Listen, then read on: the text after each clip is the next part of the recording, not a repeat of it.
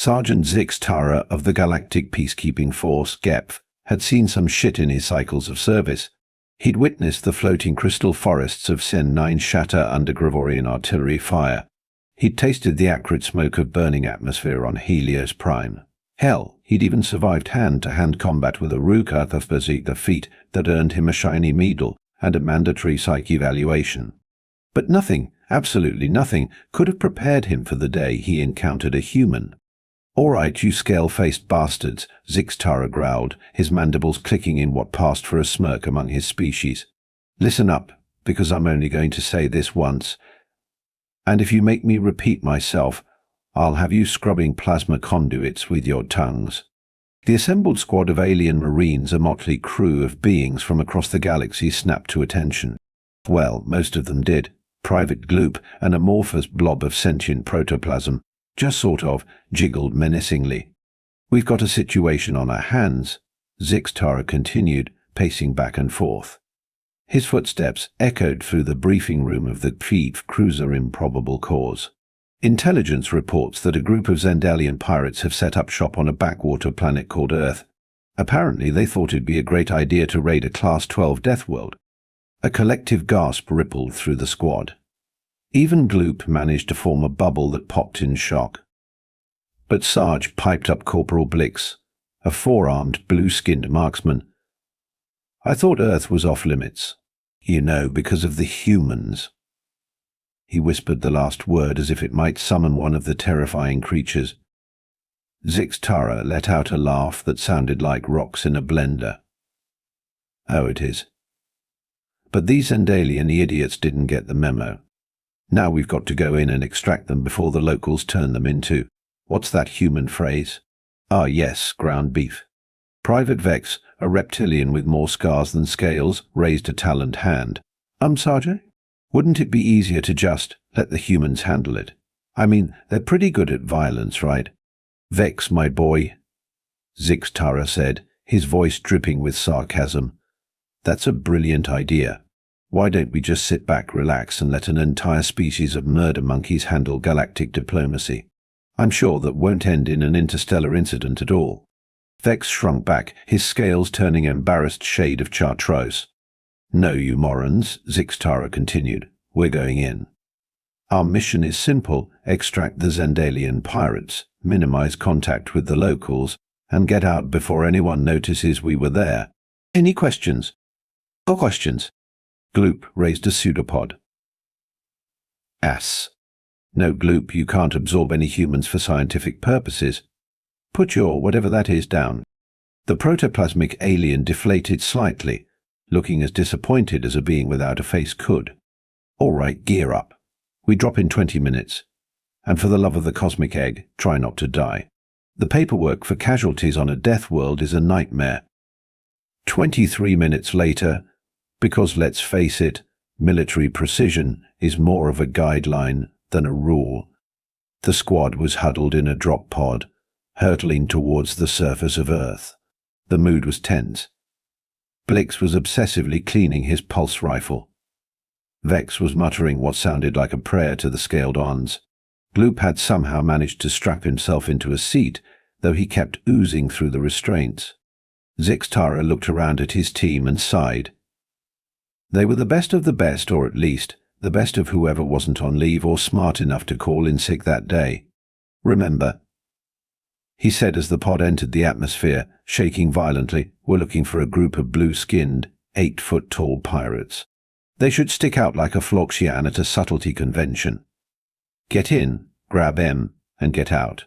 No sightseeing, no souvenir shopping, and absolutely no trying the local cuisine. I don't care how delicious those hot dogs sound." The pod crashed through the canopy of a dense forest, its retro thrusters firing at the last second to prevent a lethal impact. As the dust settled, the hatch hissed open and the squad poured out, weapons at the ready. They found themselves in a clearing, surrounded by towering trees that seemed to scratch at the sky. The air was thick with the scent of vegetation and something else, something alien. "All right, spread out," Zix Tara ordered. "Standard search pattern. Blix, take point. Vex, watch R6. Gloop, just try not to get stuck to anything. They moved through the forest with all the grace of a drunken Urgith. Twigs snapped underfoot, leaves rustled, and more than once Gloop had to be unstuck from a particularly sticky patch of sap. After what felt like hours, but was probably closer to 20 minutes, they stumbled upon signs of the Zendalian pirates. And by signs, I mean a clearing that looked like it had been hit by a very localized, very blue tornado. "Well," Zix-Tara muttered, surveying the destruction, "looks like our boys had a bit of a scuffle." Flix knelt down, examining a set of tracks. "Sarge, these footprints, they're not Zendalian. Too small, wrong shape." A chill ran down Zix-Tara's spine. Well, it would have if he had a spine. As it was, his exoskeleton just sort of tingled unpleasantly. "Humans?" Before Blix could answer, a blood-curdling scream tore through the forest. It was followed by the distinctive sound of Zendalian energy weapons, and was that laughter? "Move." Zix-Tara barked, and the squad sprinted towards the commotion. They burst into another clearing and froze. The scene before them was something out of a nightmare or a particularly violent nature documentary. 5 Zendalian pirates, each 8 feet of blue-skinned muscle and advanced weaponry, were engaged in combat with a single human female, and they were losing. Badly. The human redhead whirlwind of violence moved with a speed and ferocity that shouldn't have been possible for a being made mostly of water and poor life choices. She wielded what appeared to be a primitive projectile weapon in one hand and a gleaming metal blade in the other. As the squad watched in horrified fascination, the human ducked under a Zendalian energy blast, rolled, and came up firing. The antique weapon barked, and one of the pirates went down, blue blood spurting from a wound in his chest. "Holy shit," Vex whispered, his scales pale with fear. Zix-Tara couldn't have put it better himself. He'd heard stories about humans, of course. Everyone had, but seeing one in action, it was like watching a force of nature. A very angry, very efficient force of nature. The human spun, her blade flashing in the dappled sunlight. Another Zendalian fell, clutching at a gaping wound in his throat. The remaining 3 pirates backed away, their confident swagger replaced by wide-eyed terror. And then it happened. One of the pirates, more brave or more stupid than his comrades, charged forward with a roar. His energy blade crackled as it sliced through the air and into the human's side. For a moment everything stopped. The human looked down at the glowing blade protruding from her torso, her face a mask of surprise. The Zendalian pirate grinned, thinking he'd won. And then the human laughed. It wasn't a pleasant sound. It was the kind of laugh that made you want to find a deep hole and pull it in after you. The kind of laugh that said, "You think this is going to stop me? Oh, honey, I'm just getting started." With a grunt, the human pulled herself off the energy blade. The wound sizzled and smoked, but she didn't seem to notice. Instead, she fixed the Zendalian with a grin that was all teeth and promises of pain. "That," she said, her voice raspy but filled with unholy glee, "was a mistake." What followed was a display of violence so creative and thorough that it would have made an Yurgith berserker blush. The human moved like her wound was nothing more than a mild inconvenience, dispatching the remaining pirates with a brutally efficient grace. When it was over, she stood alone in the clearing, surrounded by the broken bodies of her foes. She turned, her gaze falling on the Pep squad, who had been too shocked and, if they were honest, too terrified to intervene. "Well," she said, casually wiping her blade on her pants, "you boys are a bit late to the party, aren't you?" Zix-Tara, veteran of a dozen campaigns and witness to some of the galaxy's most horrifying sights, did the only thing he could think of. He fainted. When Zix-Tara came to, he found himself propped up against a tree. The human was crouched in front of him, her green eyes filled with a mixture of amusement and concern. The rest of his squad stood nearby, weapons pointed at the ground, but clearly ready to snap up at a moment's notice. "Welcome back to the land of the living, big guy," the human said, her voice tinged with barely suppressed laughter. "Gotta say I've had a lot of reactions to my fighting style, but fainting, that's a new one." Zix-Tara blinked, his compound eyes struggling to focus. You should be dead," he managed to croak out. The human shrugged, wincing slightly at the movement. "Yeah, probably. But you know what they say, what doesn't kill you makes you really, really angry. She stood, offering a hand to help him up. Zixtara stared at it for a moment before accepting, marveling at the strength in her grip as she effortlessly pulled him to his feet. "I'm Lieutenant Alexandra Kane, Earth Defense Force," she said, giving a mock salute. "And you fine gentle beings would be." Zixtara straightened, trying to regain some semblance of dignity. "Sergeant Zixtara, Galactic Peacekeeping Force. We were sent to extract the Zendelian pirates, but it seems you've handled the situation." Alexandra Alex, as she insisted they call her, grinned. "Oh, those blue boys? Yeah, they crashed their ship about a click east of here. Thought they'd have some fun raiding a few farms. I was in the neighborhood, decided to educate them on why that's a bad idea." Glix, who had been examining one of the fallen Zendalians, looked up. "But how? Their armor should have protected them from your primitive weapons." Alex's grin turned predatory. "You'd be surprised what a determined human can do with a .45 and a really sharp knife. Besides," she added, her tone nonchalant, "their armor had a few weak spots. Once you know where to hit, it's like popping bubbles." The casual way she discussed dismantling some of the galaxy's most feared pirates sent a shudder through the squad. Even Gloop managed to look unsettled, forming tiny ripples across his surface. "But you were stabbed," Vex said, his voice a mixture of awe and horror. "I saw it.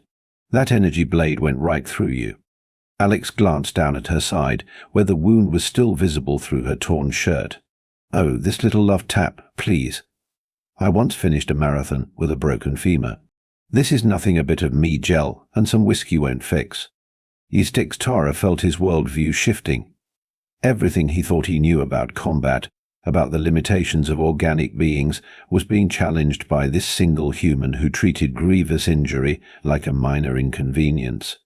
But why? He found himself asking. Why risk your life for some farmers you don't even know? Alex's expression softened slightly. "Because it's the right thing to do.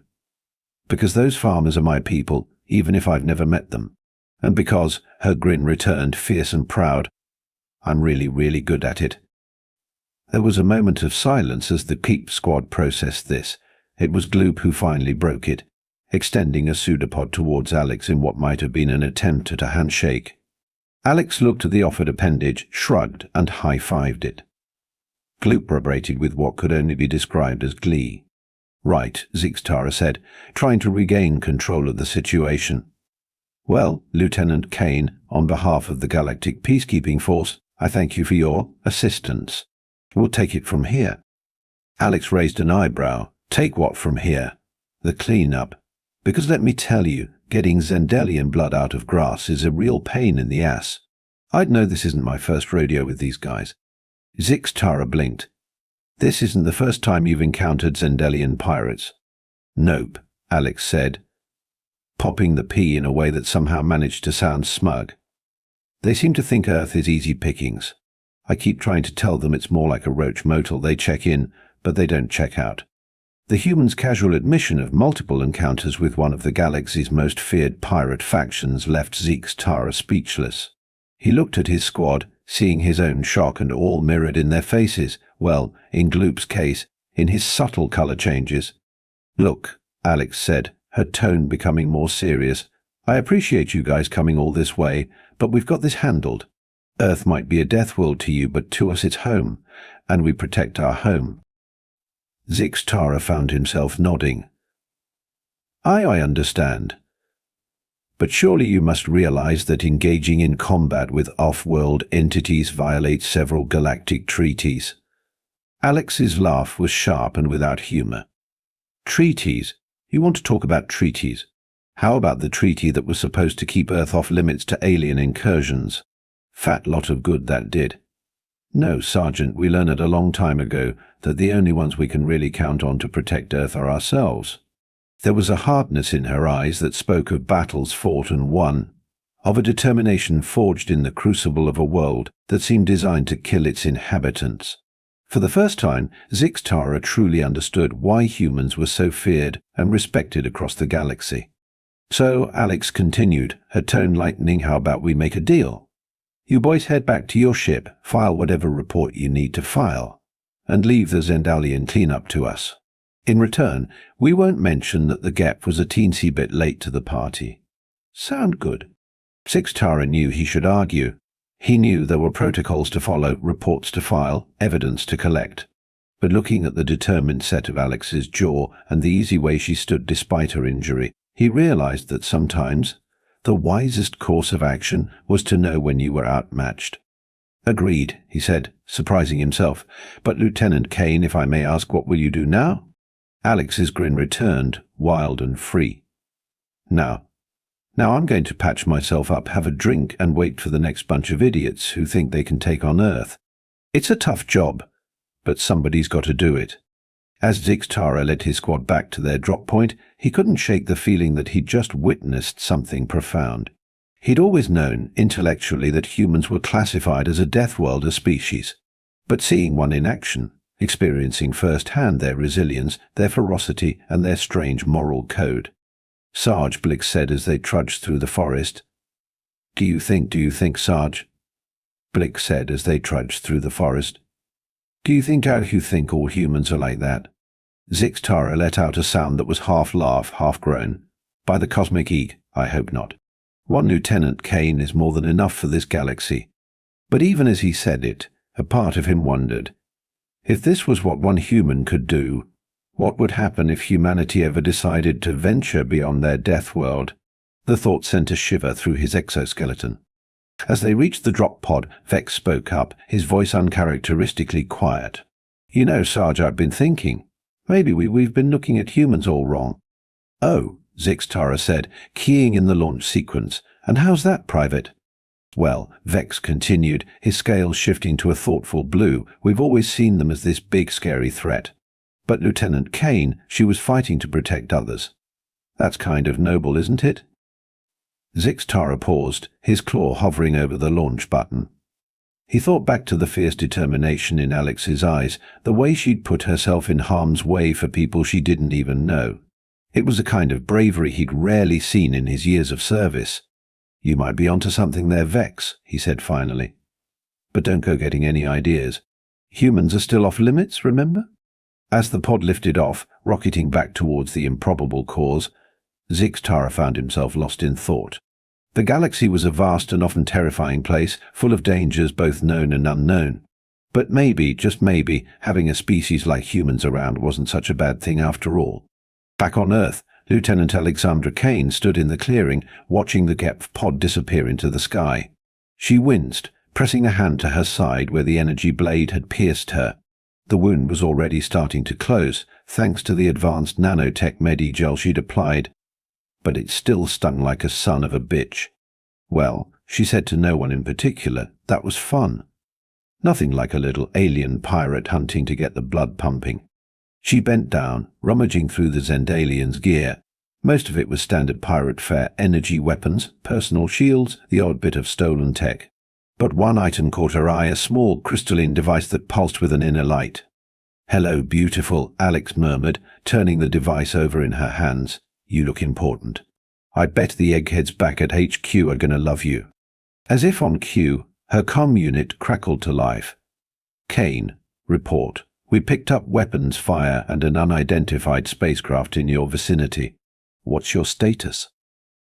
Alex grinned, pocketing the crystal device. Status is green HQ. Just had a little cultural exchange with some off-world visitors. Nothing I couldn't handle. Ither too. There was a moment of silence, then a long-suffering sigh. Do I even want to know? Probably not, Alex replied cheerfully. But hey, I've got some new tech for the RD department to play with. And maybe a few suggestions for improving our orbital defense grid. Another sigh. Fine, get back to base for debriefing. And Kane? Yeah, boss. Try not to start an interstellar incident next time. Okay? Alex's laughter echoed through the clearing as she began the trek back to her hidden shuttle. No promises, boss. No promises at all. As she walked, she couldn't help but think about the Kep squad. Their shock, their awe, their fear, it was almost cute. They had no idea what humans were really capable of. and as long as the rest of the galaxy kept underestimating Earth, well, that suited Alex just fine. Let them think Earth was just a backwater death world. Let them believe humans were nothing more than violent, primitive creatures. The truth was far more interesting and far more dangerous. Because the thing about humans, the thing that the rest of the galaxy just couldn't seem to grasp, was this: yes, they came from a death world. Yes, they were resilient and tough and sometimes terrifyingly violent, but they were also compassionate, innovative, and fiercely protective of their own. And if the galaxy ever pushed them too far, well, Alexandra Crane almost pitied the poor bastards who would have to face the full might of humanity. Almost. As her shuttle broke atmosphere, heading back to the Hidden Earth Defense Force base, Alex allowed herself a small, satisfied smile. Just another day at the office for Earth's first, last, and only line of defense against a galaxy that didn't quite know what to make of them. And that was just the way she liked it. Sergeant Zix Tara sat in his quarters aboard the Improbable Cause, staring at the blank screen of his datapad.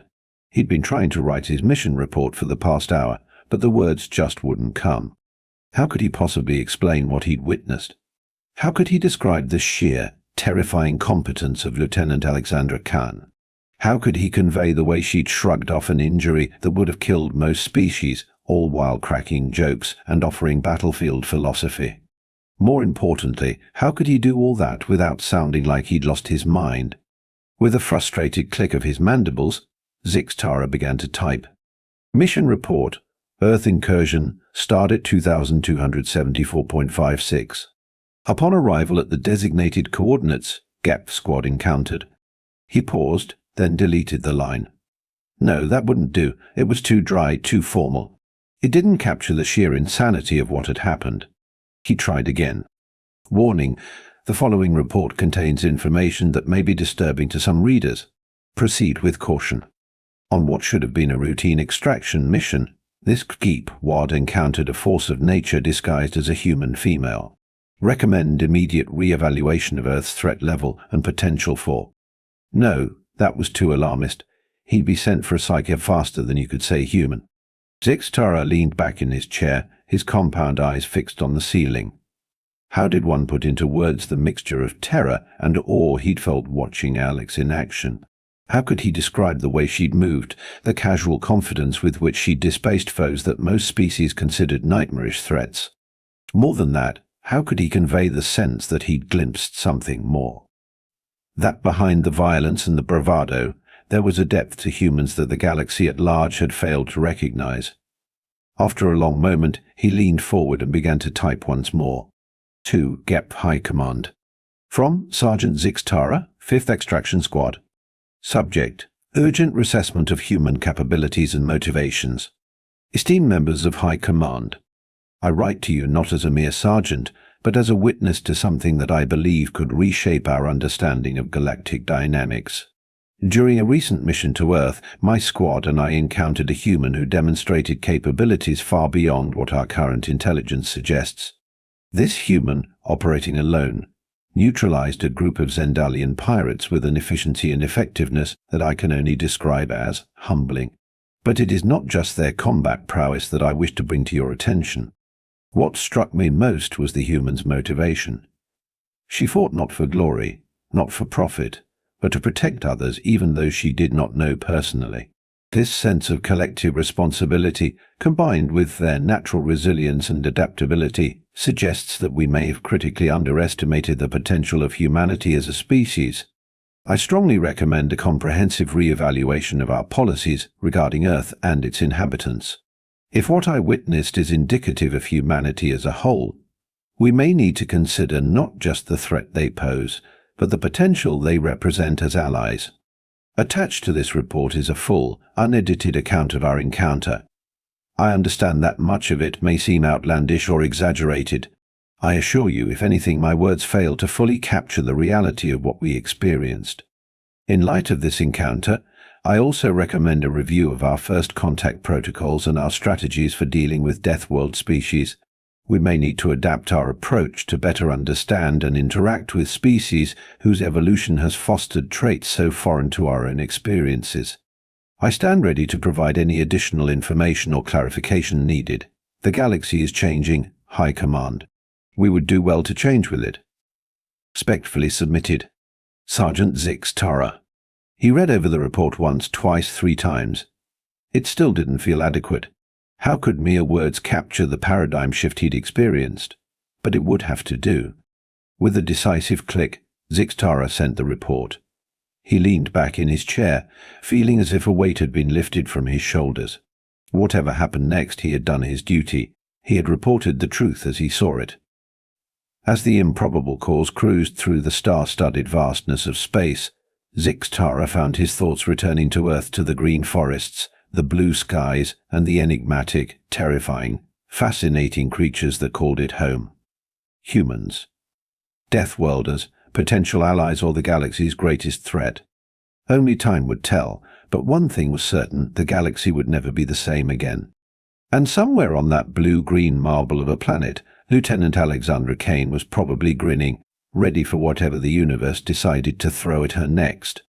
The thought made Zix Tara shudder, and though he'd never admit it, it also made him smile.